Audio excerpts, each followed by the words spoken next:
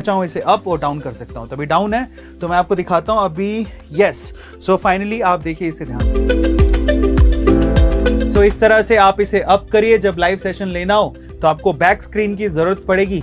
तो ये अभी अप हो रहा है, पूरी अपने आप अपनी तरीके से फोल्ड हो रहा है। तो हमने क्या किया, एक ही वॉल पे ग्रीन कर्टन लगवा लिया, उसी वॉल पर हमने ये स्क्रीन लगवा ली। ये स्पेक्ट्रॉन की स्क्रीन है जो कि मेरे पास पहले से ही थी, तो उसको हमने वॉल माउंट कर दिया यहाँ पे। तो आप देखो वॉल को किस तरह से यूटिलाइज किया। एक ही वॉल पे हमने ग्रीन स्क्रीन लगा दिया, एक ही वॉल पे हमने इलेक्ट्रॉनिक स्क्रीन लगा दिया जहां से लाइव सेशन ले सकते हैं, और उसी वॉल पे, क्योंकि ये पूरी तरह से कमरा बंद है, सो हमने एसी भी वही वॉल माउंट करवा दिया।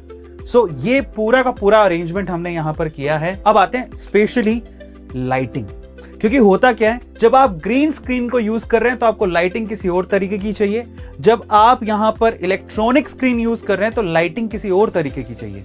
तो उनका अरेंजमेंट करना काफी ज्यादा जरूरी है। तो बाकी जो दोनों वॉल्स हैं वहां पर, जैसे आप देख रहे होंगे कि ये वॉल्स पर हमने क्या किया, यहां पर लाइट अरेंजमेंट, लाइटिंग यहां पर ये जो ये फ्लैश लाइट होती है ना, उसको हमने यहां पर 4 यहां पर लगवाई हैं, 4 वहां पर लगवाई हैं। और इन्हीं 4 जो लाइट्स हैं, स्पेशली ये जो लाइट जो आपको दिखाई दे रही है वो ग्रीन स्क्रीन रिकॉर्डिंग के लिए, फोकस करने के लिए। अब हम बात करते हैं कि इसके लिए कौन सी लाइटिंग की जरूरत पड़ती है। तो ऊपर आप देखेंगे तो हमने स्पेशल लाइट्स ऊपर लगवाई है। जब मुझे लाइव सेशन लेने होंगे, ग्लेयर ना पड़े, उसके लिए हमने ऊपर यहां पर लाइट्स का अरेंजमेंट किया है जिससे मेरे पर फोकस पड़े।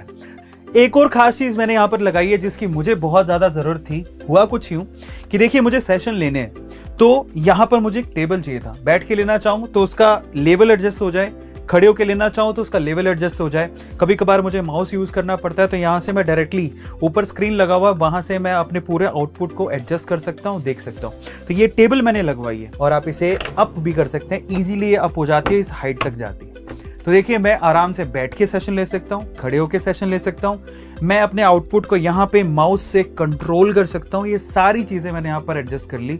और पता है, शुरू में जरूर लगता है कि यार बहुत ज्यादा एक्सपेंस हो गए, लेकिन जब मैं अब रिकॉर्ड कर रहा हूं तो मेरे साथ अब मुझे इतना समय बचता है। सारा चीजें जो है वो ऑटोमेटेड हो चुकी हैं, तो इतना समय बचता है। तो आज मुझे लगता है कि हाँ चलो ठीक है, पे किया है बट उसका आउटपुट भी अच्छा आ रहा है। तो ये बहुत इंपॉर्टेंट है।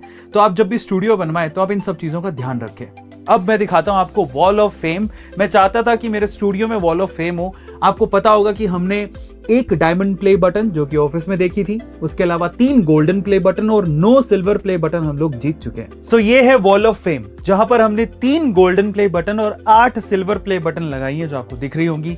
तो ये सारे सिल्वर प्ले बटन आपको दिख रहे होंगे तो आपको ये भी पता लग गया होगा कि हमारे कितने सारे चैनल्स हैं जो कि हमारी टीम रन करती है। बट वो हमारी टीम है जो कि इतना हार्डवर्क कर रही है और उनकी वजह से ये वॉल ऑफ फेम, ये हॉल ऑफ फेम जो आपको दिखाई दे रहा है वो उनकी वजह से है। So credit goes to A2 motivation team.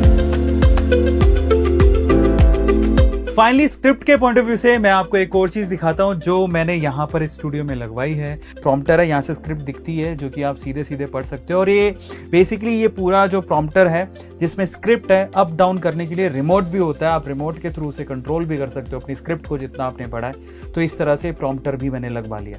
So overall